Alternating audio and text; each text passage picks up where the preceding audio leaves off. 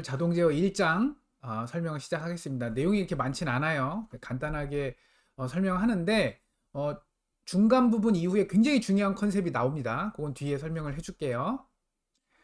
자, 먼저 우리 뭐 책의 제목이기도 해요. Automatic Control Systems. 그 중에 오토매틱을 띄고 Control Systems 그거예요. 그게 뭐냐? 위키피디아에 이렇게 나와 있어요. Device or set of devices to manage, command, direct, or regulate the behavior of other devices or systems. 그러니까 이게 결국 뭐냐면 여러분, 이 제어 시스템이라는 건 디바이스, 무슨 장치라고 할 수 있겠죠. 장치 혹은 장치들의 집합, 장치들의 모음, 이건데 이게 이제 제어 시스템인데 얘가 뭘 하는 애냐면 매니지하고 커맨드하고 다이렉트하고 레귤레이트 한다. 그러니까 이런 것들을 하는 애야. 이런 것들을 하는 디바이스, 장치나 장치들이에요. 근데 여기서 말하는 매니지라고 하는 건 뭔가 여러분이 뭐 이렇게 조종하거나 하는 거겠죠. 커맨드도 이제 명령하는 거고요. 다이렉트도 뭔가 지시하는 거. 레귤레이트도 내가 원하는 어떤 값으로 일정하게 유지하게 만드는 거겠죠. 그럼 뭐를? The behavior of other devices or system. 그러니까 다른 장치나 혹은 시스템들. 그러니까 장치들의 모음을 시스템이라고도 불러요. 여기 set of devices를 시스템이라고도 불러요. 그러니까 다른 장치들 혹은 시스템들의 행동을 내가 뭐 매니지하거나 커맨드하거나 다이렉트하거나 레귤레이트하는 또 다른 장치 혹은 장치들을 제어 시스템이라고 불러요. 그래서 여러분 이런 이제 컨셉을 머릿속에 가진 다음에 이 1장에서 혹은 이 책 전체에서 뭘 할 거냐면 제어 시스템이 왜 중요한지, 기본 구성은 뭔지, 그 다음에 이번 장에서 가장 중요한 피드백이 뭔지, 그리고 왜 그걸 쓰는 건지, 그거에 대해서 1장에 대해서 설명을 하면서 결국에는 그 얘기가 이 책 전반에 그 어떤 그 이유, 이 책을 왜 배우는지, 이 과목을 왜 배우는지에 대한 얘기가 되겠습니다. 일단 제어 시스템이라고 하는 정의는 했어요. 이 앞장에서. 그러면 이거의 요소는 뭐냐? 이걸 구성하고 있는 애들은 뭐냐? 굉장히 간단해요. 세 가지예요. 입력, 여기 있죠? 이게 이제 목적이 입력이라고 불러요. 이거 입력이에요, 입력. 여러분 빨간색으로 표시할게요. 입력, 그 다음에 출력. 근데 뭐 이거를 또 다른 말로 써요. 입력 대신에 동작 신호. 뭐 이거는 그건 뭐 사람마다 조금씩 표현 다르겠죠. 출력 대신에 제어 변수. 뭐 이런 식으로도 혹시 표현을 합니다. 오케이? 그러니까 입력하고 출력이라고 그냥 생각하세요. 인풋하고 아웃풋. 그게 쉬워요. 그 다음에 그 둘 사이를 연결하는 어떠한 요소들. 근데 이게 제어 시스템의 기본 구성 요소의 정의, 그러니까 그 구성 요소는 입력, 출력, 또 다른 요소? 이게 좀 이상하긴 한데 이 요소는 어떤 입력과 출력을 연결하는 모든 것들 이렇게 생각하면 돼요. 모든 요소들 이렇게 생각하면 됩니다. 이게 세 가지로 이루어져 있어요. 그거를 여러분 기호로 표현하면 입력을 U라고 많이 표현하고요. 근데 우리는 보통 여러분 예전에 고등학교 때 수학이나 과학 같은 거 보면 입력은 보통 인풋이면 I를 많이 썼죠. 맞아요? 입력은 여러분 보통 I를 많이 썼을 거예요. 쏘리. I를 많이 썼고요. 좀 이상하죠? 이건 이제 이태링 문자로 바꿔주는 게 좋아요. 요렇게. 쏘리. 대문자가 됐네요. 입력은 보통 인풋 해서 I를 많이 쓰고요. 출력은 아웃풋이니까 같은 걸로 보면 O라고 쓰는 게 맞겠죠? 그쵸? 입력은 I, 출력은 O. 그런데 이 책에서는 그렇게 쓰지 않아요. 입력은 뭐 I라고 쓰기도 하고 뭐 조금 왔다 갔다 하는데 주로 U를 많이 씁니다. 오케이? 그 다음에 출력은 O라고 잘 안 쓰고요. Y라고 많이 씁니다. 그래서 요거는 이 책에 그냥 그 어떤 노테이션이라고 보통 많이 표현하는데 이 책에 노테이션이 이렇게 써 있으니까 여러분들이 이걸 좀 먼저 알고 기억을 하고 나서 이 책을 읽으면 헷갈리지 않아요. 갑자기 U가 왜 나왔지? 막 이러면 안 되니까. 오케이? 자, 이 세 가지 금방 얘기한 입력, 출력, 그다음에 요소, 구성 요소 요 세 가지를 그림으로 표현한 거예요. 이거를 여러분 이런 그림을 블럭 다이어그램이라고 불러요. 왜 그러냐면 블럭이잖아. 네모 블럭. 그렇죠? 그래서 우리가 가운데에 그 어떤 박스에 해당하는 그러니까 우리가 이제 이 제어 시스템을 이루는 모든 요소들을 모아서 입력과 출력을 연결하는 하나의 박스를 이렇게 표현한 거예요. 이거를 블럭 다이어그램이라고 부르고 박스라는 표현보다는 이제 이 책에서는 이제부터는 블럭이라는 표현을 쓰겠죠. 그 다음에 입력 대신에 오브젝티브라는 또 표현을 썼어요. 이건 목적이란 뜻이죠. 이 앞장에서 여기서 목적이라는 뜻으로 이 오브젝트를 쓴 거고요. 결과라는 뜻으로 리절트라고 썼어요. 근데 오브젝티브스하고 리절트는 오브젝티브하고 리절트는 공학에서 잘 안 쓰는 말이에요. 그러니까 실제 우리 그 뭐 책이나 이런 뭐 물리책이라든가 화학책이나 이런 데서는 이런 표현보다는 금방 얘기한 입력, 출력 요 표현을 쓰는 게 더 좋을 것 같아요. 이건 약간 좀 공학적인 표현이라기보다는 아무튼 좀 뭐 문학적인 표현 그것 좀 이상하다. 아무튼 그런 느낌이에요. 그래서 앞으로는 이쪽 왼쪽 블럭의 왼쪽은 인풋 그리고 출력 쪽 리절트라고 되어 있는 쪽은 우리는 아웃풋이라고 부르겠다. 그리고 이 가운데 있는 이거를 우리는 블럭이라고 부르고 그 블럭을 구성하는 거에 대해서 혹은 어떻게 구성해야 되는지 그런 거를 이 2장부터 이 뒤에 11장까지 그 내용을 주로 배우게 되겠습니다. 이러한 제어 시스템에 얘는 무궁무진해요. 막 너무 많아요. 너무 많아서 여기에 다 쓸 수가 없어. 그래서 책에서 그냥 몇 가지 정도 예를 들었는데 여기에 예 중에 이제 나는 여러분 아는지 모르겠지만 나는 이제 로봇을 전공을 해요. 로봇을 만들고 그 로봇을 제어하는 거를 해요. 어떻게 하면 똑똑하게 잘 내가 원하는 대로 움직이게 만들 거냐. 이거를 소프트웨어로 어떻게 할 거냐, 하드웨어로 어떻게 할 거냐. 그런 것들에 대한 연구를 하거든요. 그것도 결국엔 지능 시스템 혹은 제어 시스템이에요. 그래서 여기다가 로봇이라는 거를 책에 없지만 그냥 내가 집어넣었어요. 그 다음에 요즘 많이 쓰고 있는 지능 시스템이라고 하는데 뭐 스마트 시스템, 지능 시스템 다 사람들이 그냥 섞어서 써요. 그리고 스마트 시스템이란 표현은 최근에 나온 얘기고요. 왜냐하면 스마트라는 단어가요. 전혀 공학적이지 않은 단어예요. 한글로 직역하면 똑똑한 시스템이잖아요. 똑똑하다는 말은 공학에서 안 쓰는 단어예요. 얼마나 그러니까 우리가 수치로 표현할 수 없는 거는 공학에서 쓰지 않아요. 그러니까 여러분이 이런 거죠. 무슨 뭐 연구를 했는데 우리의 연구 성과는 정말 좋습니다. 라고 100번 얘기해봐야 이 세상에 어떠한 공학자나 저기 과학자들을 믿질 않아요. 항상 얘기를 할 때 공학이나 과학에서 얘기하는 건 숫자로 얘기하는 거예요. 그래서 우리 시스템은 상대 누구누구 시스템에 비해서 30% 좋습니다. 22%더 좋습니다. 더 빠릅니다. 뭐 더 배터리가 15% 정도 더 오래 갑니다. 이렇게 숫자로 정확하게 표현할 수 있는 것만 공학에서는 얘기해야지 스마트합니다. 이상하잖아. 그쵸? 그런데 사람들이 하도 많이 쓰다 보니까 이제는 그냥 다 같이 써요. 여기서 말하는 지능 시스템도 조금 그 범주에 약간 들어갈 뻔 했는데 이것도 이제 많이 쓰다 보니까 이거는 그냥 같이 그냥 쓰죠. 공학에서도. 시스템은 시스템이에요. 아까 말한 그 제어 시스템의 그 시스템인데 그 중에 앞에 조금 똑똑한, 인텔리전트한 시스템이야. 여기서 말하는 인텔리전트라고 하는 거는 조금 사람의 그 행동, 판단과 비슷할 정도로 굉장히 얘의 뭐 지능이 있다? 그것도 좀 이상하죠? 자동화돼 있다라는 표현이 더 맞을 것 같아요. 그러니까 지금 우리 책의 제목인 오토매틱에 좀 더 가까운 그런 기능이 좀 더 많이 들어간 시스템이 지능 시스템이 되고요. 가장 여러분들이 그냥 아무리 뭐 이런 얘기, 로봇 얘기하고 지능 시스템 얘기해봐야 여러분 탁 안 와닿아요. 그래서 제일 쉬운 예제가 자동차야. 왜냐면 여러분 뭐 자동차는 좋아하는 사람도 많고 뭐 싫어하더라도 뭐 항상 타는 거잖아요. 그래서 자동차를 예를 들으면 여러분 이해가 쏙 됩니다.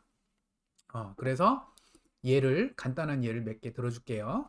첫 번째가 이제 자동차인데 자동차의 이건 이제 속도에 관련된 것도 어떻게 보면 그 속도 파트만 딱 떼서 봐도 이거는 우리가 지금 배우려고 하는 제어 시스템이다. 왜냐? 엔진이라고 하는 그 블럭이 있고요. 제어 그 시스템 블럭이 있고요. 입력이 있습니다. 입력은 여기서 이제 두 가지를 넣었죠. 입력 하나는 로드 토크라고 하는 입력을 넣었고요. 나머지 하나는 throttle angle이라는 걸 넣었어요. 물론 여러분 위의 그림처럼 실제 자동차의 엔진은 이렇게 생겼어요. 뭐 되게 복잡하게 생겼어요. 그리고 뭐 차 안에 들어가 있고 뭐 차마다 다 다르고 하지만 우리가 이 자동 제어에서 배우는 여기서는 이거를 좀 컨셉만 이제 갖다가 블럭으로 만들어서 그냥 쓴 거예요. 그래서 이 차 안에 들어가 있는 이런 다양한 엔진들을 그냥 하나의 블럭, 엔진이라고 이렇게 표현을 한 거고요. 이 엔진을 제어하는 입력은 지금 여기에는 두 가지가 있다라고 봤어요. 간단한 거죠. 원래는 더 많아요. 근데 일단 두 가지만 생각합시다. 두 가지 중에 하나, throttle angle이 여러분이 우리 이제 한국말로 하면 엑셀 밟았다는 표현 쓰죠. 자동차 운전할 때 엑셀 밟는다라고 하잖아요. 그 엑셀을 여러분이 밟으면, 그러니까 뭐 엑셀러레이터라고 하는 페달을 밟은 거죠. 그걸 밟으면 엔진의 입구 쪽에 여기 보면 여기 이제 이쪽인데요. 요거 이제 표현을 이거 자 요거 요쪽 파트인데요. 요쪽 파트가 throttle body라고 불러요. 이게 뭐냐면 차로 그 엔진으로 들어가는 차 안에 있는 엔진으로 들어가는 공기의 양을 조절하는 밸브입니다. 이게 관이 이렇게 있고요. 관 앞쪽에 이렇게 밸브가 있어요. 밸브가 이렇게 있고요. 여러분이 엑셀을 밟잖아요. 그럼 이 밸브가 열립니다. 이렇게 열려요. 이렇게 열렸다 닫았다 해요. 그러면 열면 공기가 많이 들어가기 때문에 그 들어간 공기에다가 연료를 분사를 해요. 그럼 연료하고 공기랑 믹스가 되죠. 그게 엔진으로 들어가서 힘을 내는 겁니다. 힘이 나온다는 거예요. 거기서 뭐가 나오면 토크가 발생이 돼요. 엔진을 회전하잖아요. 회전하는 그 힘, 돌아가는 힘, 그걸 토크라고 부릅니다. 토크가 만들어지고 그 만들어진 토크가 트랜스미션이라고 하는데요. 기어라고도 하죠. 트랜스미션을 지나서 바퀴를 돌립니다. 그 바퀴가 돌아가면 결국에는 차가 움직이겠죠. 근데 여기서는 딱 그 전 단계, 트랜스미션 전 단계, 엔진의 속도가 올라가는. 근데 엔진이 아까 회전한다라고 그랬잖아요. 회전하니까 엔진의 속도는 오메가로 표현한 거예요. 여러분 이거 오메가입니다. 이거 오메가예요. 이걸 뭐라고 불러요? 각속도라고 부르죠. 이건 각속도입니다. 그냥 속도가 아니라 왜냐면 돌아가는 거니까. 그쵸? 이건 각속도고요.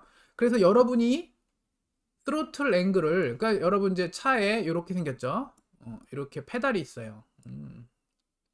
그다음에 여러분이 발로 이렇게 밟죠. 그림 잘 그리네요. 끈도 좀 만들어 줄까요? 자, 여러분이 이걸 이렇게 밟아요. 밟는 요 각도가 알파인 거예요. 그렇죠? 이거보다는 요 각도가 더 맞겠네요. 요 각도. 요 각도가 알파라고 봐야 돼요. 여러분이 밟으면 얘가 이제 이렇게 들어가겠죠. 이쪽 방향으로. 들어가면 이쪽으로 강한 입력이 들어간다라고 보면 돼요. 큰 입력이 들어간다. 강하다기보다 큰 입력이 들어간다. 그 입력이 들어가면 엔진은 아까 말한 대로 공기를 더 많이 흡입하기 때문에 연료랑 같이 섞어서 더 큰 힘으로 엔진을 돌려요. 엔진을 돌리니까 강한 토크로 돌리니까 속도가 증가하는 거예요. 오케이? 이겁니다. 그런데 여기에 로드 토크라는 입력을 이 책에서는 집어넣었어요. 여기서 말하는 로드라고 하는 건 여러분 일거리예요. 뭐 이거는 이제 한자로 바꾸면 이건 부하예요. 부하. 그러니까 단어가 부하라서 무슨 뭐 보스 밑에 부하 뭐 그게 아니고 여기서 말하는 부하는 일거리야. 이게 무슨 얘기냐면 여기에 지금 엔진에 어떤 일거리를 준다는 얘기예요. 그럼 어떤 일거리가 있을 수 있을까요? 뭐냐면 여러분 차가 평지를 이렇게 가잖아요. 차가 평지를 가면 차가 별로 힘이 안 들어요. 엔진이 별로 힘이 안 들어요. 그런데 여러분이 이렇게 오르막을 간다라고 봅시다. 이렇게. 그러면 같은 속도를 가더라도 차가 굉장히 힘들어하죠. 쉽게 올라갈 수가 없겠죠. 그렇죠? 그러니까 이거는 결국 뭐예요? 엔진 입장에서 보면 너무 힘들어. 같은 100km 시속 100km로 달리더라도 이거보다 이게 엔진이 훨씬 더 일을 많이 해야 돼요. 같은 속도를 내기 위해서는. 그만큼 일거리가 많아지죠. 그러니까 부하가 증가하는 거죠. 혹은 같은 평지인데 앞에서 바람이 이렇게 세게 불어요. 바람이 엄청나게 세게 이렇게 바람이 확 불어요. 그러면 차가 여러분 달리기 할 때도 어렵잖아요. 막 달리고 있는데 앞에서 맞바람 불면 막 힘들죠. 여러분이 힘들죠. 그러면 여러분의 엔진에 해당하는 심장이 힘들지. 같은 거리를 뛰어도 심장이 훨씬 힘들잖아요. 마찬가지예요. 그런 뜻이에요. 혹은 사람이 여기 한 명이 탔으면, 여기 사람이 딱 한 명이 탔는데 여기 뭐 한 명 더 타. 응? 그리고 막 뒤에 또 타. 여러분 한 명 탈 때마다 한 70km씩 70km 아닌가요? 미안해요. 60km 한 명이 무게가 60kg면 여러분 4명이면요. 엄청난 진짜 많이 증가해요. 왜냐하면 이 보통의 그 차가 1.5톤이거든요. 그러니까 1,500kg예요. 보통 차의 무게가 1,500kg에서 2,000kg 사이입니다. 물론 되게 가벼운 차는 있어요. 경차 정도 되면 100kg 근처, 1,000kg 근처까지도 갑니다. 근데 보통 이 정도예요. 그러니까 200kg 한 명이 탔을 때는 60kg인데 만약에 좀 극단적인 얘기를 합시다. 5명이 탔다. 그러면 300kg잖아요. 그러면 60에서 300kg가 되면 240kg이 증가한 거죠. 그렇죠? 그러면 여러분 차가 2000kg라고 합시다. 2000kg인데 240kg이 증가했어? 그러면 뭐예요? 12% 정도가 증가한 거죠. 무게가. 그렇죠? 그러면 엔진은 그만큼 힘들어해요. 10% 이상 더 힘이 들어요. 그런 얘기입니다. 그래서 이런 로드 토크, 부하 토크, 일거리겠죠. 그런 것들도 엔진에다가 영향을 준다. 입력처럼 된다. 물론 내가 원하는 입력은 아니에요. 내가 준 건 이거밖에 없죠. 여러분이 준 건 이거고 얘는 다른 주변 환경이 주는 어떤 입력이 되겠죠. 경사, 바람, 뭐 사람이 여러 명 탄다, 짐을 많이 실었다 이런 것들은 다 내가 주지 않은 다른 외부 요인에 의해서 주어진 입력인데 그런 입력들이 다 가해져서 엔진에 가해져서 결국에 출력에 해당하는 엔진 스피드를 좀 이렇게 조절한다, 제어한다라는 얘기예요. 오케이? 자, 그러면 여기 이제 인더스트리얼 서잉 머신이라고 되어 있지만 그냥 신경 쓰지 맙시다. 이거는 그냥 스타반 이거라고 합시다. 왜냐면 이 책이 써진 게 얘기했잖아요. 이게 벌써 10판이라고. 10판 정도 되니까 처음에 이게 처음 예제거든요. 책 처음 나왔을 때. 그러니까 몇십 년 전 예제잖아요. 그러니까 여기 지금 소잉 머신이 뭐예요? 재봉틀 예제가 지금 여기 있어요. 그래서 참 요즘 누가 여러분 재봉틀이라는 말도 못 들어본 학생들도 많을 것 같은데 그럼 안 쓰는 단어인데 괜찮은 거는 이 그림 자체는 뭐 이건 절대 불변입니다. 이건 언제 어디서나 쓸 수 있는 거예요. 여러분 되게 중요한 얘기 하나 해줄게요. 이런 그림, 다이어그램, 뭐 그림이란 표현도 있고 다이어그램도 있고 피겨라는 표현도 있는데요. 이런 것들이 나오면 제일 먼저 봐야 되는 게 있어요. 뭐냐면 X축과 Y축을 확인해야 됩니다. 항상. 여러분 이거 굉장히 중요한 겁니다. X축이 뭐냐? 시간 T죠. 소문자 시간 T는 변하는 시간이라는 뜻이에요. 그 다음에 Y를 봐야 되는데 여긴 표시가 안 돼 있네요. 대신 옆에 이렇게 크게 써놨죠. velocity라고 써 있어요. 아, 속도구나. 그러면 시간에 대한 속도를 표현한 그림이구나 라는 걸 이제 이해가 되고요. 오케이? 자, 그 다음에 시간이 보통 이제 여기가 0초겠죠? 그죠? 0초일 거예요, 보통. 0초에서 출발해서 이제 파란색, 여러분 화면에 파란색이 이제 출력이 나오는 거야. 출력이 즉 벨로시티인데 이 벨로시티가 아까는 이 예제가 재봉틀이라고 했는데 뭐 재봉틀이라고 생각하지 맙시다. 이게 자동차라고 합시다. 그럼 이건 자동차의 속도라고 생각해요. 만약에 자동차의 차 자체의 속도라고 생각합시다. 그러면 이건 뭐 대충 얼마라고 할까요? 이거 한 10초라고 합시다. 10초. 그냥 이게 무슨 뜻이냐? 그럼 이거 무슨 뜻이야? 여기서부터 여기까지 무슨 뜻이야? 0초부터 10초 사이에는 차가 벨로시티가 0이다. 안 움직인다는 얘기죠. 여러분 차는 보통 시동을 먼저 걸어야 되니까 차 시동을 이렇게 딱 걸었습니다. 그러면 그리고 D에다가 딱 놨어요. 자동 변속기면 D, 저 수동 변속기면 1단에 딱 놨어요. 그 다음에 아직 이제 엑셀을 안 밟은 상태에 가만히 있어요. 그럼 뭐예요? 정지해 있죠? 정지해 있는 상태에 그걸 뭐라고 불러요? 시동은 걸려 있지만 차가 움직이지 않는 그 상태죠. 그걸 아이들이라고 불러요. 여러분, 아이들 상태. 이건 자동차에서 많이 쓰는 단어입니다. 그러니까 아이들은 뭐냐면 여기서 말하는 아이들은 그렇다고 전원이 꺼진 건 아니야. 시동이 꺼진 건 아니죠. 시동은 걸려 있어요. 그렇지만 움직이진 않고 있어. 그 상태를 아이들이라고 불러요. 자동차는 보통 많이 이러고요. 컴퓨터든 뭐든 다 그렇죠. 컴퓨터도 켜놓은 상태에서 아무것도 안 하고 있으면 그건 아이들 상태라고 보는 거예요. 뭔가 일을 시작하면 그때 이제 그건 아이들이 아닌 상태인 거죠. 그러니까 뭐 컴퓨터로 보면 뭐 슬립 모드 약간 그런 느낌? 아이들이에요, 아이들. 아이돌하고 달라요. 단어도 다르고. 그 다음에 10초 때쯤에 어떻게 돼요? 파란색이 증가하네요. 직선으로 여기까지 요 구간 사이에 이걸 20초라고 생각합시다. 그럼 이건 무슨 뜻이죠? 10초에서 20초 사이에는 무슨 일이 벌어진 거예요? 속도가 직선을 좀 영어로 멋있게 표현하면 리니어하게, 속도가 리니어하게 증가하죠. 그렇죠? 위로 쭉 증가해요. 어디까지 증가했냐면 여기까지 증가했어요.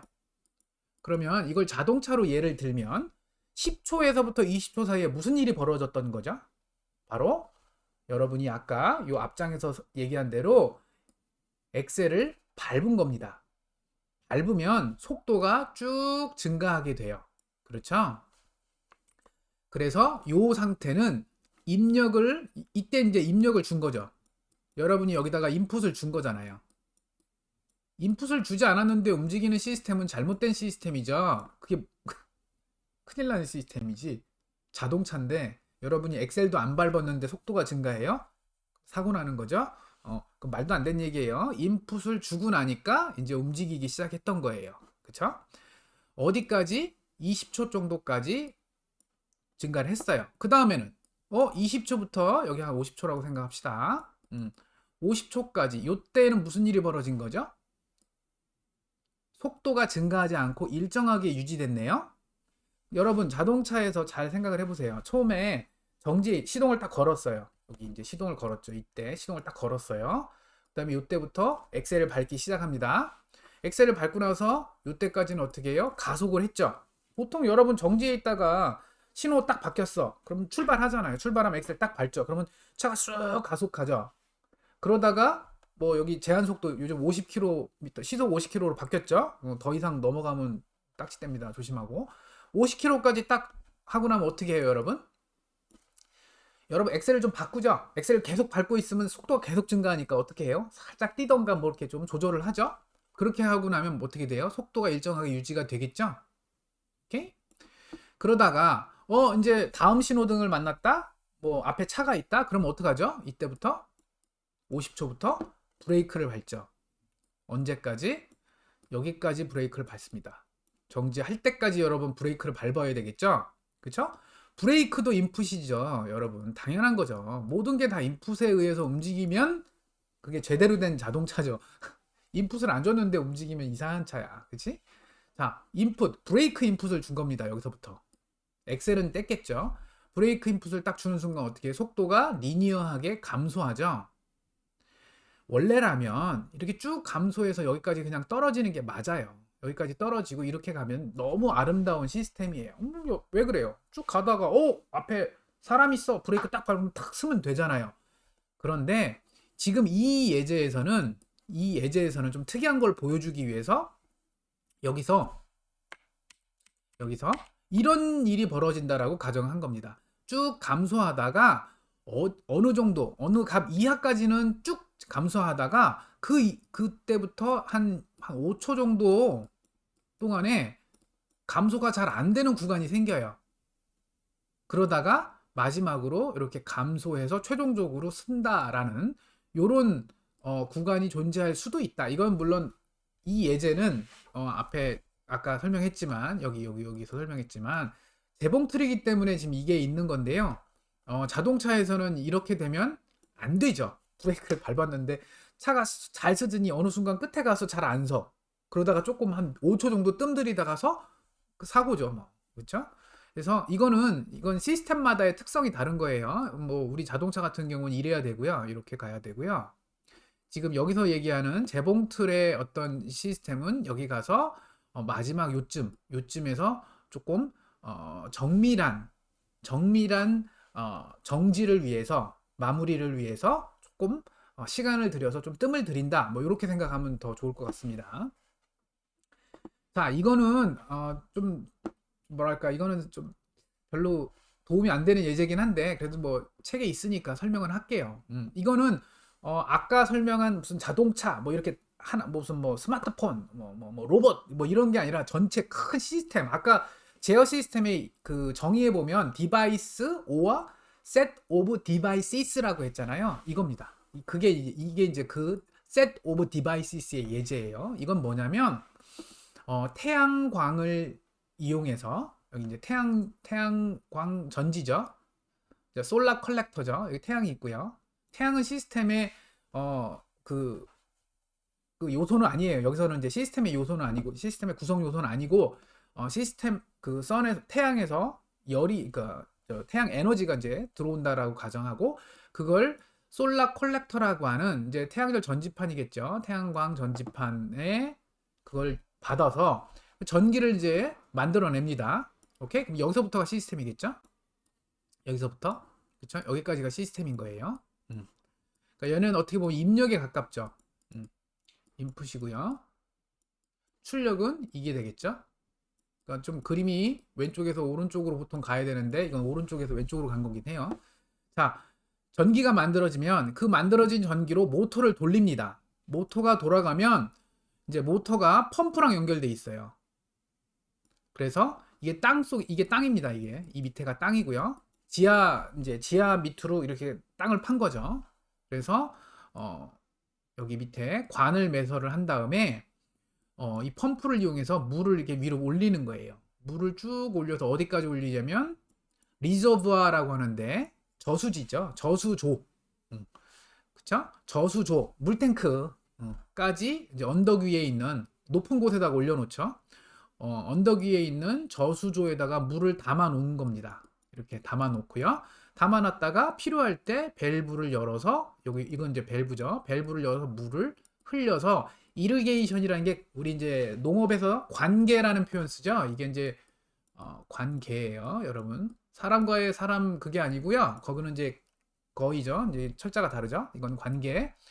이리게이션이라고 하는데 물을 준다. 그럼 여기에 이제 여기서 이제 나무들도 자라고 꽃도 자라고 뭐 벼도 자라고 한다는 얘기예요. 이것도 하나의 시스템이다라고 보는 거예요. 자동화돼 있잖아요.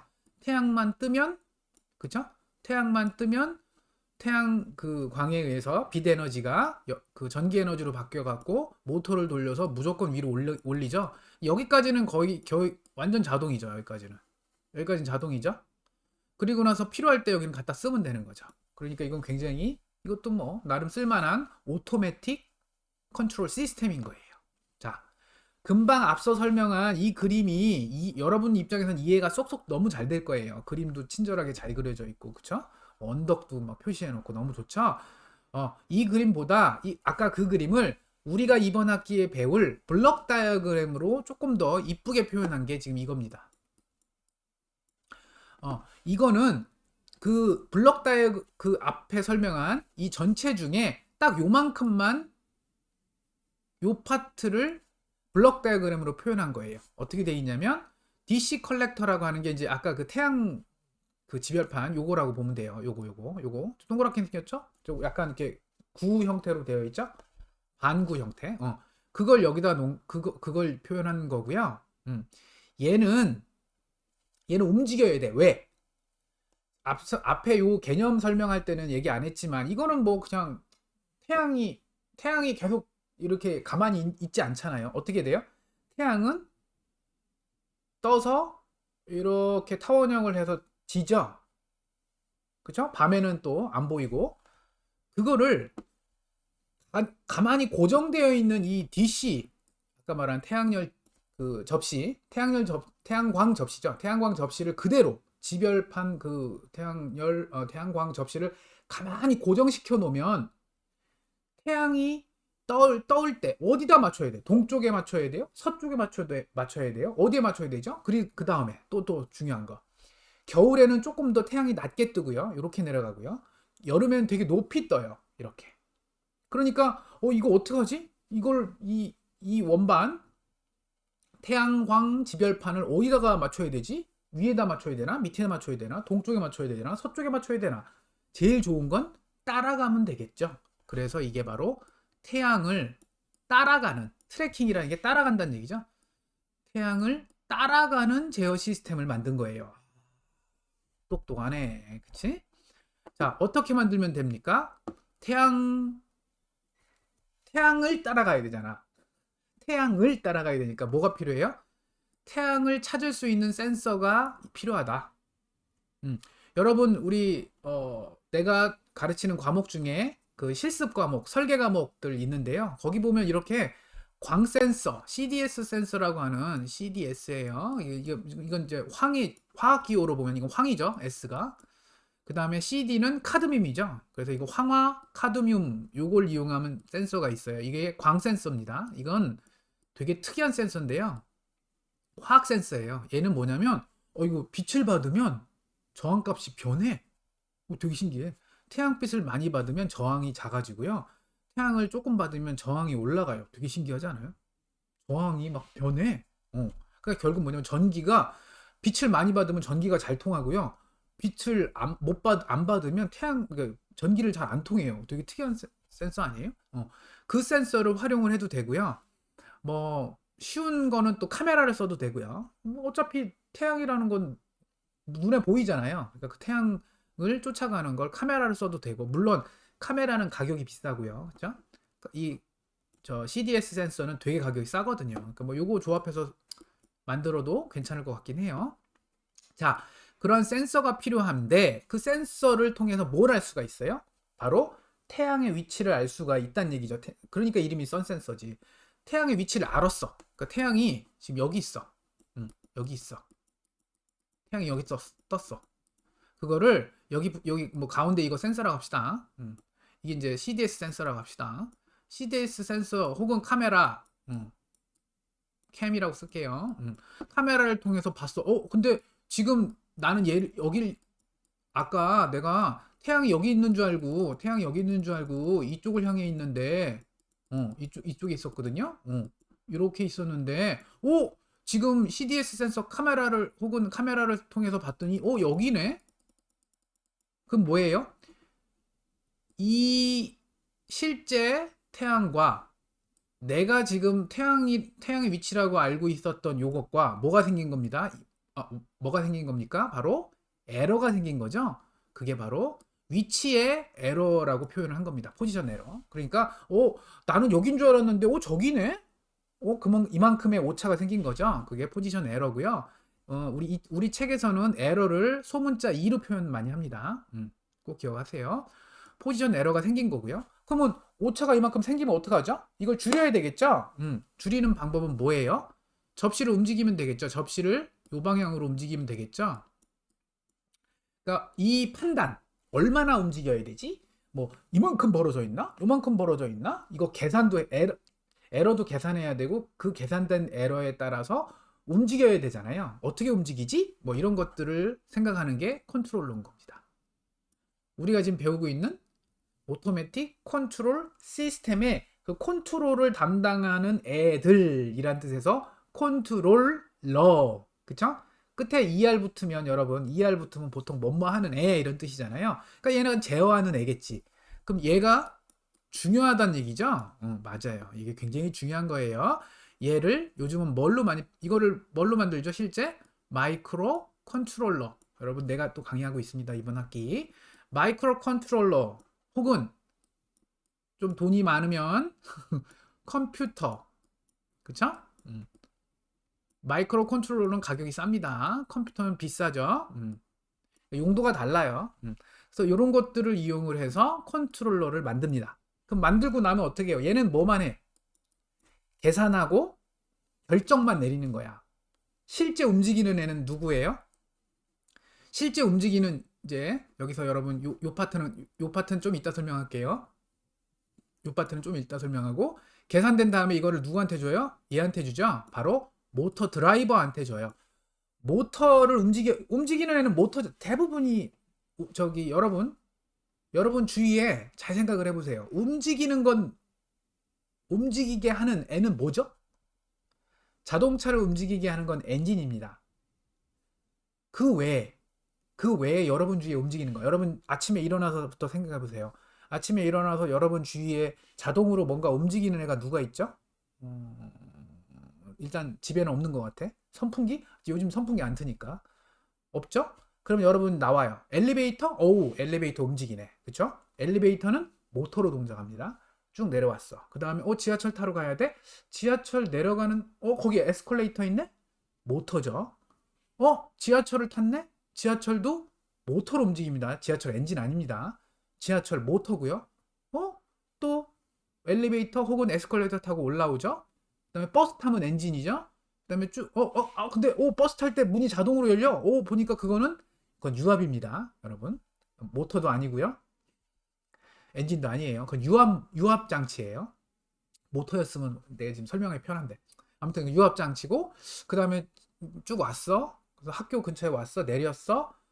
그다음엔 엘리베이터 타고 올라오죠. 그러면 모터죠. 그러니까 결국 뭐냐면 여러분 주위에 움직이는 애들은 몇 가지 없어요. 엔진, 모터, 유압 장치. 요 정도. 거기에 추가하면 저 공합 장치도 있습니다. 공기를 이용해서 그 움직이게 하는 공합 장치도 있는데 그런데 유압하고 공합은 우리 전자과에서는 다루지 않습니다. 좀 아쉬운 얘기긴 한데 이거는 주로 기계과에서 많이 다루고요. 그 다음에 엔진은 주로 이것도 자동차 공학과나 기계과에서 많이 배우죠. 그런데 여기도 이제 사양 산업이죠.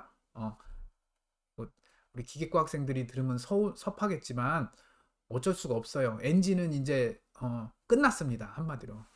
여러분 이제 앞으로 한 50년 후에는 50년 정도 후에는 여러분 이제 할아버지 돼 있을 때쯤에는 엔진이 이 세상에 존재하지 않을 수가 있어요. 뭐 일부는 존재할 수 있죠. 뭐 그 있잖아요. 옛날 거 이렇게 모으는 사람들 있잖아. 그런 사람들은 엔진을 갖고 있을 수 있어. 그런데 일반적인 사회에서는 엔진은 아마 싹 다 없어지고 뭐만 남냐면 모터하고 뭐 유압 장치 정도 그런 정도만 남고 엔진이랑 이런 건 싹 다 없어질 것 같습니다. 오케이? 그러면 그 모터인데 이 모터를 드라이버. 여러분 드라이버가 뭐지? 운전기사 아니야? 모터의 운전기사. 그러니까 결국 뭐냐면 모터를 움직이게 하는 애입니다. 오케이? 이것도 나중에 기회 되면 설명해 줄게요. 이것도 어디서 배우냐면요. 마이크로 프로세서에서 배워요. 그러니까 요거하고 여기까지 마이크로 프로세서에서 배웁니다. 오케이? 실제 구현하는 거 배워요. 자, 그 다음에 모터 드라이버를 이용해서 그 모터가 돌겠죠. 근데 모터가 그냥 안 돕니다. 모터는 이 모터 드라이버가 바로 여기 지금 우리 접시 DC 컬렉터라고 되어 있는데 여기 이제 모터가 요 뒤에 달려 있다고 보면 돼. 이게 모터라고 생각합시다. 삼각형이라 이상하긴 한데 이게 모터라고 생각합시다. 바로 안 붙어요. 항상 스피드 리듀서 쉬운 말로 쏘리 기어라고 하죠. 여러분 기어란 표현 많이 이거 들어봤잖아. 이거 이렇게 생긴 거 삐쭉삐쭉삐쭉삐쭉삐쭉 요거 야 마우스로 그리니까 그림이 진짜 와콤 시켰습니다, 여러분. 조만간에 올 거예요, 와콤. 와콤 오면 내가 멋있게 글씨 써줄게요. 이건 그림이 이상한데. 이런 기어예요, 기어. 기어를 스피드 리듀서라고 해요. 왜냐면 기어를 보통 이 모터에서 기어를 쓰는 이유는 속도를 줄이려고 쓰는 거거든요. 왜냐면 모터는 너무 빨라. 여러분 주위에 모터를 구해갖고 아무 모터나 구해서 전기를 딱 가해보면요. 엄청 빨리 돕니다. 그런데 지금 여기 얘네들 이 접시가 뭐 움직여봐야 뭐 얼마씩 움직여요? 한 시간에 몇 도 움직이죠? 이거 한 시간에 몇 도씩 움직여야 되는지 아는 친구 있어? 채팅창에 한번 쳐보세요. 없어? 찍어도 되는데. 여러분, 맞아. 리샨 잘했어. 재현 학생 잘했고 소영 그래 훌륭하네.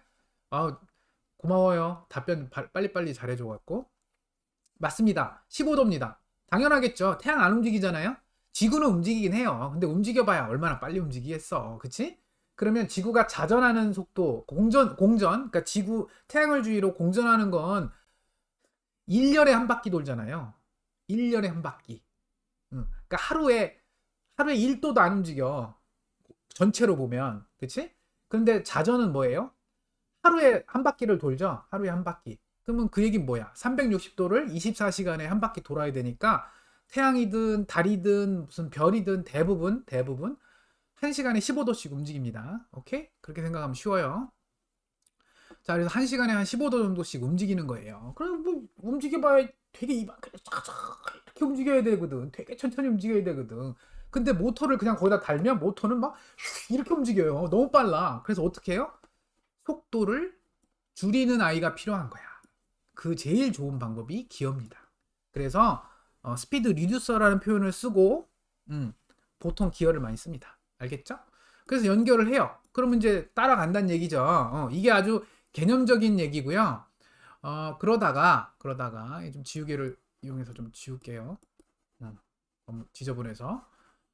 그렇게 되어 있는데 이 중에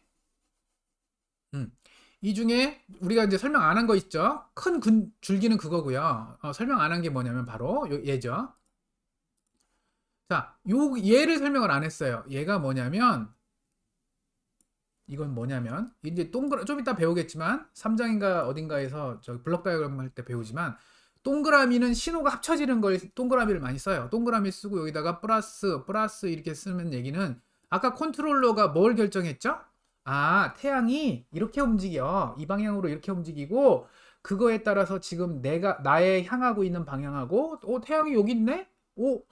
오차가 있네? 그 오차를 계산한 게 바로 여기서 나온 거, 이 컨트롤러를 통해서 나왔고 그걸 통해서 모터 드라이버를 가는 와중에 여기서 뭘 계산했냐면 태양의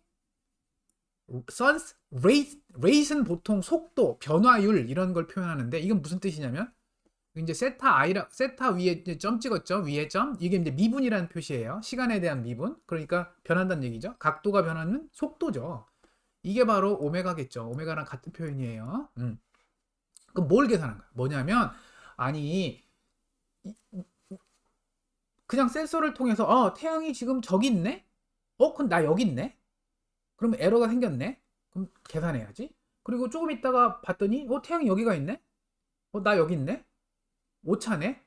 이렇게 가야지. 이렇게 가는 것보다 그렇게 가는 게 이쪽 흐름이라면 요 흐름은 뭐냐면 내가 이쪽으로 가는데 태양이 이쪽 방향으로 움직이는 속도가 있는 거야. 그쵸? 아까 뭐라고 했어요?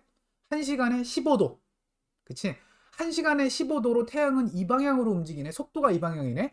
그러면 여러분 오차 계산하기 전에 위치의 포지션 에러를 계산하기 전에 벌써 이 방향으로 가고 있으니 이 방향으로 나도 이 방향으로 먼저 가 있으면 어때요? 훨씬 좋겠죠. 당연한 거죠. 그게 바로 요게의 역할입니다. 바로 태양의 움직이는 속도를 여기에 계산에 넣겠다. 그거를 같이 고민을 하겠다. 그러면 훨씬 좋죠. 당연하죠. 오케이? 그거고요. 그 다음에 요걸 설명 안 했어요. 이건 뭐냐면 아까 자동차에서 그 로드 토크라는 표현이 있었죠. 그거랑 거의 비슷한 개념입니다. 바로 토크에 디스터번스가 생겼다. 이게 디스터번스라는 게 뭐냐면 방해한다 이런 뜻일 거예요. 그쵸? 디스터브가 방해하는 거죠. 회방 놓고 막 어지럽게 하고 이런 게 디스터브죠. 여러분 비행기 타면 막 터뷸런스 다 단어도 비슷하잖아. 터뷸런스의 요만큼이 좀 약간 비슷하지 않아요? 그거야 디스터번스가 뭐야? 토크에 뭔가 방해. 내가 움직이게 하려는데 뭔가 방해를 해. 이게 뭘까요? 태양 전지판 이렇게 있는데 뭐가 방해? 보통 바람이겠죠? 바람이 엄청 세게 불면 얘가 막 가만히 있으려고 해도 막 이렇게 약간 이렇게 휘잖아요. 얘가 이렇게 넓은 접시니까 얼마나 바람 영향을 많이 받겠어요. 그죠? 그거 외에는 특별히 많이 받을 것 같지는 않아요. 무슨 뭐 큰 새가 뭐 지별판 옆에 여기 앉아갖고 뭐 이게 꽉 눌러? 그거 아니고서는 그런 아니면 뭐 여기 움직이는 장치에 뭐 녹이 슬었거나 움직이는 장치가 좀 뭔가 오래돼서 고장이 뭐 좀 그치? 그런 느낌? 그런 느낌의 디스터번스가 존재한다. 이거는 근데 시스템에서 항상 존재하는 거기 때문에 항상 고민을 해줘야 됩니다. 자, 거기까지가 예제고요. 자, 이제 본격적으로 이번 학기 굉장히 중요한 컨셉 얘기한다라고 그랬잖아요. 일장에서. 그게 바로 루프라는 표현입니다. 루프. 여기 이제 루프인데요. 루프라는 건데 정말 중요한 거는 이 다음 페이지에 있는 요겁니다. 클로즈드 루프가 중요한 거고요. 여기서 지금 처음 먼저 얘기하는 오픈 루프는 되게 간단한 이게 컨트롤 시스템의 종류를 이렇게 나눈 거야. 두 가지로. 어떻게 나눴냐면 하나는 오픈 루프 컨트롤 시스템하고 하나는 클로즈 루프 시스템이라고 이렇게 나눈 거예요. 즉 무슨 얘기냐면 일단 쉬운 것부터 먼저 할게요. 오픈 루프 컨트롤 시스템을 블럭 다이어그램으로 표현하면 요 그림이에요. 요 그림인데 이 그림을 잘 보면요. 왼쪽에 인풋 있죠? 미안해요. 아까 인풋은 U라고 한다라고 그랬잖아. 근데 또 R로 바꿨네요? 책이 왔다 갔다 해. 출력은 Y라고 했네요. 근데 Y를 아웃풋 혹은 리절트라고 표현 안 하고 이번에는 controlled variable이라고 했네요. 뭔가 제어당하는 변수 Y. 좀 여러분 오케이? 잘 하고요. 여기서 근데 인풋은 R이라고 했지만 요 중간에 U가 나오네. U가 나오고 좀 그러니까 좀 왔다 갔다 하니까 좀 잘 들어보세요. 여기서 말하는 R은 이 출력값, 결과값이 이랬으면 좋겠네라고 하는 바램이야, 바램. 목표. 그래서 desired라는 표현도 많이 써요.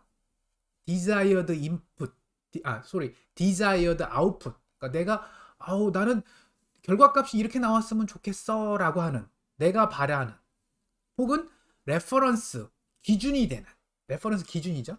기준이 되는 인풋을 여기다 넣어준 거예요. 그러면 나의 바램을 여기다가 넣어준 거야. 컴퓨터든 마이크로 컨트롤러든 뭐 이런 거에다 컨트롤러에다 넣어준 거야. 그럼 얘가 고민을 하겠지. 컨트롤러가 우리 김동환 교수님이 이걸 원하시는구나. 이걸 위해서 나는 어떻게 해야 될까? 뭐 제어를 어떻게 할까? 모터를 어떻게 제어할까? 그걸 결정을 해서 시그널을 내보내요. 그게 U인 거야. 그게 액추에이팅 시그널이야. 뭔가 동작시키게 하는 시그널을 만들어서 내보낸 거예요. 그래서 만들어서 어디에다가 줘요? 대상에다가 준 거죠. 대상에다가. 그러니까 여기 대상이 뭐 자동차일 수도 있고 아까 엔진일 수도 있고 지별판일 수도 있고 뭐가 됐건 제어의 대상이 되는 애가 여기 있는 거야. 컨트롤드 제어가 되는 프로세스라고 했지만 뭐 시스템에 더 가까워요. 거기다가 넣어줬더니 결국에는 어떤 값이 나오겠죠. 근데 이렇게 이쪽 방향으로 한쪽 방향으로 그냥 쭉 가는 거를 오픈 루프라고 해요. 왜? 여러분 루프가 무슨 뜻이야? 루프 여러분 루프의 뜻은 도는 거죠. 이렇게 이거죠. 이게 루프죠. 무한 루프. 여러분 무한 루프라는 표현 많이 쓰잖아. 그게 뭐야? 계속 반복된다는 얘기죠. 이렇게 뱅글뱅글. 중요한 건 반복이 아니고요. 중요한 건 돈다라는 거예요. 그러면 여기서 이게 인풋이라고 요 시점이 인풋이라고 가정을 합시다. i라고 놓고. 그럼 요 시점이 아웃풋이라고 봅시다. 그러면 인풋이 아웃풋 쪽으로 어떤 블럭을 거쳐서 아웃풋이 갔는데 그 아웃풋이 다시 인풋 쪽으로 간다는 얘기예요.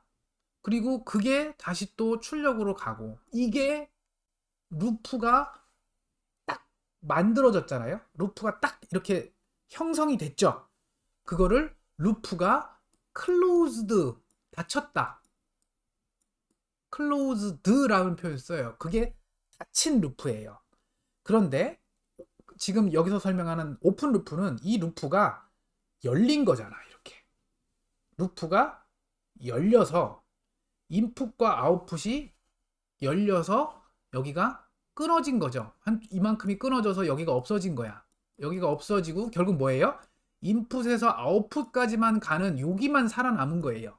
그래서 여기 이만큼이 오픈됐다라는 표현 쓰는 거야.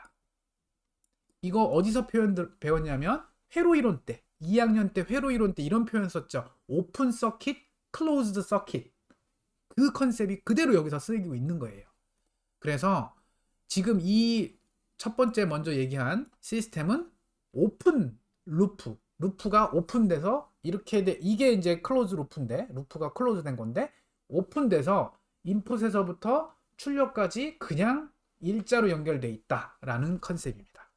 이게 바로 오픈 루프 컨트롤이고 얘는 딱 봐도 여러분 얘랑 지금 여기 이 그림 보세요. 이게 이 그림하고 1.6하고 요 뒤에 있는 이 그림하고 비교를 해보세요. 뭐가 더 간단해요? 그림이? 당연히 얘가 간단하죠? 그림이 간단하다는 얘기는 뭐예요? 제어도 간단하다. 그림이 간단하니까 만드는 것도 간단하고 제어도 간단하고 너무 편해. 오케이? 그래서 경제적이야. 만드는 건 쉬워. 쉽게 만들고 부품도 조금밖에 안 필요해. 그러면 세상에 여러분 이렇게 좋은 게 있을 수 있어? 가격도 싸고 만들기도 쉽고 이해도 좋고 뭐 너무 좋아? 절대 아니죠. 항상 좋을 순 없어. 뭐가 나빠요? 치명적인 단점이 있어. 부정확해요. 여러분 극단적인 예를 들어볼까요? 여러분 선풍기. 여러분 지금 집에 선풍기 다 있을 건데요. 이렇게 생긴 날개 3개짜리 선풍기가 있어요. 이렇게 생겨서 여기 이제 선풍기가 이렇게 있겠죠? 자, 여러분 선풍기 완벽한 오픈 루프 제어 선풍기입니다. 비싼 거 아니 다이슨 선풍기 아니면 LG도 요즘 비싼 선풍기 많이 나오는데 걔네들 빼고는 기본적으로 선풍기는 오픈 루프 컨트롤이에요. 자, 어떻게 제어하죠? 여기 미풍, 약풍, 강풍 버튼 3개밖에 없죠. 자, 미풍을 눌러요. 버튼 레퍼런스 인풋으로 미풍을 딱 눌렀어. 미풍 딱 누르면 어떻게 돼요? 김동환 교수님이 미풍을 원하시네. 그러면 물론 컨트롤러도 없어요 그 안에. 근데 이따라고 가정합시다. 컨트롤러에서 미풍을 만들어내기 위한 입력은 이거야. 액추에이팅 시그널은 이거야. 그래서 여기 모터를 돌리겠죠. 모터를 돌리고 나면 바람이 여기 이제 컨트롤드 베리어블은 바람이겠죠. 바람이 나오는 거야. 끝. 그러다가 강풍을 눌렀어. 내가 강풍을 딱 누르면 강풍 입력이 들어가서 결과값이 나오는 거예요. 끝. 그런데 여기서 문제가 뭐가 있냐면 자, 만약에 여기서 날개 하나가 왜 안 되지? 포인트 지우기. 안 지워지네요. 왜 그럴까요? 지우지 않고 합시다. 날개가 하나 부러졌어. 그럼 무슨 일이 벌어져요? 날개 하나 부러지고 나서 내가 강풍을 눌러요. 강풍을 누르면 이 오픈 루프 컨트롤 시스템은 무슨 일을 하냐면 아까 하던 대로 똑같이 해요. 교수님이 강풍 누르셨네. 난 강한 바람을 만들어내야지. 그래서 그냥 내보내요. 근데 결과값은 강풍이 아니죠. 왜? 날개가 하나 부러졌잖아.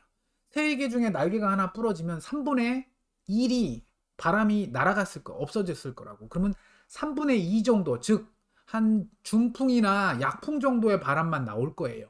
그럼에도 불구하고 얘는 본인은 몰라. 이 선풍기는 내가 지금 날개가 하나 부러져서 바람이 약하게 나오는지 아니면 날개가 온전히 다 있어서 강풍이 나오는지 전혀 몰라요. 부정확한 거지. 오케이? 그러면 페루프, 아까 이제 오픈 루프 제어 시스템의 반대인 페루프는 이게 무슨 뜻이냐 하면 이제 여러분 근데 앞으로는 클로즈 루프라고 내가 부를 거예요. 페루프라는 표현은 여기 사회 나가서 어디 직장 생활하면서 페루프 하면 진짜 못 알아들어. 딴 사람들이 다 클로즈 루프로 배워요. 그래서 클로즈 루프로 합시다. 클로즈 루프 컨트롤 시스템. 근데 이건 너무 기니까 그냥 클로즈 루프라고 할게요. 뭐냐면 이건 컨셉은 이거예요. 출력이 피드백 돼서 피드백. 피드가 뭐죠? 영어 단어 피드 아는 사람. 푸드의 동사형이잖아요. 그럼 그게 무슨 뭐죠? 그렇지. 동영 학생 아주 이쁘다. 먹이는 거죠. 먹는 본인이 먹는 건 eat이야. 딴 사람을 먹이는 건 feed예요. 그러니까 feedback이니까 뭐예요? 이거 저기 여러분 책 중에 직역한 사람들 있어. 이게 번역을 조심해야 돼. 그래서 직역한 사람이 이거 뭐라고 불렀냐면 되먹임이라고 불렀어. 그래서 그 책 보고 기가 막혔어요. 한글 사랑 좋은데 나도 한글 되게 사랑하고 세종대왕님 존경하지만 피드백을 되먹임이라고 하면 안 돼요. 응? 큰일 나. 매장 나 사회 나가서 아무도 여러분하고 친구를 안 지내. 피드백은 피드백이에요. 뭐냐? 출력을 어디로 다시 줘요? 입력한테 다시 백 먹이는 거야. 거꾸로 다시 준다. 거꾸로 다시 먹인다. 이런 뜻이에요. 그래서 피드백 돼서 입력하고 비교해요. 아까 그 기준 입력, 교수님이 이랬으면 좋겠어요 라고 하는 그 입력과 비교한 다음에 이 두 개를 그러니까 비교한다는 의미는 여러분 나랑 뭐 여러분이랑 여러분 친구랑 혹은 여러분 저 동생이랑 형이랑 키를 비교해봐요. 그럼 어떻게 해요? 키 비교하면 두 사람 키를 곱해? 나눠? 제곱을 해? 코사인을 취해? 빼잖아요. 그래서 여기서 말하는 출력하고 여기서 말하는 입력을 비교한다는 얘기는 차를 낸다는 얘기예요. 뺀다는 얘기예요. 그걸 빼서 그 뺀 거에 비례하는 그러니까 뺀 값이 크면 클수록 혹은 작으면 작을수록 그거에 비례하는 동작 신호 아까 말하는 액추에이팅 시그널 요걸 만들어낸다는 얘기야. 누가? 얘가 만들어낸다는 얘기. 이때부터 그러니까 클로즈 루프 시스템부터 컨트롤러가 중요해지는 거야. 얘가. 그러니까 이 출력을 결국 요렇게 뒤로 갖고 와서 이게 이제 피드백인 거예요. 출력을 입력 쪽으로 다시 피드백한다. 그게 그 두 개를 비교해야 돼. 두 개를 비교하는 방법은 동그라미를 써서 이쪽 신호는 더하고 이쪽 신호는 빼면 되는 거예요. 그러면 입력과 출력을 비교해서 그 비교한 차이를 그러면 이건 에러겠죠? 차이를 컨트롤러에 넣는 거야. 그러면 이 컨트롤러는 이 에러에 비례한다는 얘기는 에러에다가 비례상수 k 같은 어떤 뭐 숫자죠. 한마디로 뭐 10 뭐 이런 거겠지. 10 혹은 뭐 20 뭐 마이너스 3 뭐 이런 값을 곱한다는 얘기예요. 이걸 곱한 값이 이건 거야. 이게 바로 액추에이팅 시그널을 어디다 넣어요? 모터에다가 뭐 선풍기 모터에다 집어넣든가 자동차의 뭐 엔진에다 집어넣든가 아까 지별판을 컨트롤하는 모터 드라이버에다 집어넣든가 그렇게 한다는 얘기예요. 그걸 넣으면 얘가 동작한다는 얘기예요. 이게 피드백이고 이게 컨트롤 루프 시스템이에요. 이것만 이번 학기 가르칩니다. 오케이? 그거예요. 요거 이건 영어로 된 거 위키피디아에서 또 갖고 온 거고요. 그래서 아까 설명한 그 아이들 시스템 클로즈 루프 시스템의 뭐 간단하게 그냥 엔진 아까 자동차라고 생각합시다. 자동차의 예를 들어보면 이거예요. 자, 컨트롤러에 이제 자동차에 보면 이제 ECU라고 있습니다. 이제 그게 컨트롤러인데 이슈에서 이제 계산을 뭐 지금은 요 밑에 있는 이쪽 루프는 좀 신경 쓰지 말고요. 일단 요 앞에 것만 봅시다. 컨트롤러에서 계산을 합니다. 그래갖고 이제 엔진을 얼만큼 돌려야 되겠구나. 그래서 엔진한테 명령을 줘요. 아까 말한 액추에이팅 시그널을 딱 줍니다. 그러고 나면 엔진이 돌겠죠? 엔진이 돌면 속도가 증가해요. 엔진의 속도가 증가해요. 이때 거기까지만 그냥 가면 그게 바로 오픈 루프 컨트롤 시스템인 거예요. 그렇죠? 그런데 이 출력의 엔진 회전 속도를 스피드 트랜스듀서라고 해서 이건 무슨 뜻? 아까 여러분 스피드 리듀서랑 다른 겁니다. 여기 앞에 설명한 이 스피드 리듀서는 스피드를 줄이는 기어죠. 여기서 말하는 스피드 트랜스듀서는 트랜스라고 하는 게 여러분 트랜스폼이라는 표현 알죠? 트랜스폼. 뭔가 변화시키는 거잖아. 그래서 트랜스라고 하는 게 보통 변화시키는 걸 트랜스라고 하는데 트랜스듀서라고 하는 거는 마치 속도라고 여기서 말하는 스피드, 속도를 전기값 혹은 다른 값으로 바꿔주는 거예요. 그러니까 한마디로 여러분 엔진의 그 속도를 다른 걸로 바꿔준다? 제일 쉬운 게 여러분 차에 보면 뭐 있죠? RPM 게이지가 있죠. RPM 게이지. 혹시 알아요? 자동차 운전할 때 보면 여기에 이제 속도, 자동차의 움직이는 속도를 숫자로 표현해 주는 게 있고요. 그건 스피드 게이지고요. 그 옆에 보면 항상 엔진 RPM 게이지가 있어요. 자동차는 보통 그렇게 두 개가 있는데 RPM 게이지는 뭐냐면 엔진의 회전 속도를 이렇게 숫자 혹은 바늘의 각도로 표시해 주는 거죠. 그거예요, 그거. 그러니까 뭐 한마디로 계기판 이렇게 표현할 수도 있겠죠. 그런 거예요. 그걸 통해서 트랜스듀서를 통해서 속도를 내가 원하는 어떤 물리적인 값으로 바꾼 다음에 그 값과 출력 값을 이제 조금 바꾼 거죠. 뭐 형태를 바꾸거나 물리량을 바꾸거나 바꾼 거랑 여기서 이제 오메가의 R이라고 돼 있는데 R이 이제 아까 계속 레퍼런스, desired 인풋이었죠. 내가 원하는 엔진의 스피드를 말하는 거죠. 그러니까 레퍼런스 뭐 스피드겠죠. 그거랑 두 개를 빼요. 빼면 뭐가 만들어져요? 비교하면 에러가 만들어지겠죠. 그래서 이 동그란 요 파트를 에러 디텍터라고 불렀는데 이 에러 디텍터는 한마디로 이 컨트롤러의 한 일부분이라고 보면 돼요. 그 에러를 디텍터 한 다음에 그러면 그게 뭐가 돼요? 오메가의 2. 우리가 이제 이 책에서는 이 소문자 2를 에러라고 한다라고 했으니까 속도의 차이, 속도의 오차를 만들어낸 거죠. 그 만들어낸 속도의 오차를 어떻게 해요? 컨트롤러가 그거를 딱 고민을 해서 이 엔진 지금 내가 원하는 레퍼런스 속도에 비해서 속도가 좀 뭐 느리다, 빠르다 이걸 판단한 다음에 바로 엔진을 구동시키는 겁니다. 그쵸? 자, 이렇게 구동시키고 나면 내가 원하는 속도가 나온다라는 거예요. 최종적으로. 그런데 이 중간에 우리 아까 설명했던 것처럼 로드의 토크 대문자 T로 쓴 건 여러분 소문자 T는 시간이라고 했고요. 대문자 T는 여기 이 책에서는 토크입니다.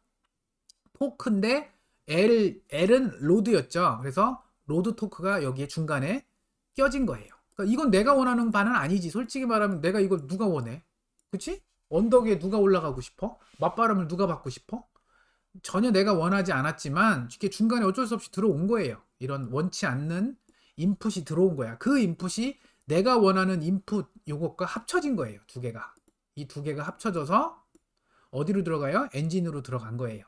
그 들어간 값이 결국 엔진을 움직여서 속도를 만들어내고 그 속도 만들어낸 거를 스피드 트랜스듀서가 다른 물리량 값으로 바꾼 다음에 그 값과 내가 원하는 값의 차이를 에러 디텍터가 차이를 만들어낸 다음에 그 에러를 컨트롤러가 계산을 쭉 살펴보고 엔진을 더 빨리 돌려야 되겠구나 아니면 더 천천히 돌려야 되겠구나 이걸 판단을 내려서 값을 요 값을 바꾸죠. 여기 있는 요 값을 바꾸는 액추에이팅 시그널을 계속 바꿉니다. 오케이? 이게 클로즈드 로프 시스템이야. 이게 굉장히 중요한 여러분 이번 학기에 딱 하나만 나보고 딱 하나만 찝으라고 하면 요거 딱 찝을 거예요. 이거만 컨셉만 잘 기억을 하고 있으면 여러분 이번 학기 수업 잘 할 수 있습니다. 아까 말한 그 선풍기가 이겁니다. 내가 원하는 desired idle speed가 있는데 그것 따라서 처음에 이렇게 쭉 가다가 요쯤 여기 이 시간에 이쪽 축이 이제 t니까요. 그 저기 가로축이 t니까요. y축이 요쯤에서 desired application of TL 그러니까 외부에서 내가 원치 않는 로드 토크가 가해진 거야. 그런데 아까도 얘기했지만 오픈 루프 시스템은 이렇게 잘못된 뭔가 내가 원치 않는 토크가 외부에서 가해지면 이 값이 원하는 이 스피드가 원하는 값으로 안 나오고요. 이상한 값이 이렇게 나와요. 그리고 몰라. 자기가 잘못되고 있다는 걸 몰라. 아까 선풍기 바람 쐬기처럼. 그렇지만 클로즈 루프 시스템은 보세요. 완벽하죠. 처음에 잘 나오다가요. 이렇게 어플리케이션 오브 TL 외부에 로드가 가해지면 잠깐 동안 당황합니다. 아무리 클로즈 루프 시스템 피드백을 걸어도 처음엔 당황하죠. 오, 이거 뭐지? 그러면서 잠깐 휘청대요. 그러다가 원상복귀해서 원하는 desired idle speed를 유지를 합니다. 오케이? 이게 핵심인 거예요. 이거 여러분 딱 이거 보는 순간 뭐야? 아, 클로즈 루프 시스템 해야 되겠구나. 이게 좋구나. 근데 뭐가 문제야? 당연히 비싸겠죠. 어렵고. 그게 바로 이번 학기 2장부터 11장까지 하는 내용이 되겠습니다. 이렇게 모든 사람이 이렇게 만들고 싶어 합니다. 더더군다나 여기서 당황하는 요거를 줄이고 싶어 해요. 당황은 하긴 하는데 조금만 당황하고 빨리 정상으로 다시 회복하길 원해요. 모든 사람들이. 설계하는 사람들이. 그래서 그걸 하는 방법을 이번 학기 내내 배우는 겁니다. 오케이? 그러니까 이 그림이 굉장히 중요하고 요 앞장 요 그림이 제일 중요한 컨셉이라고 보면 돼요.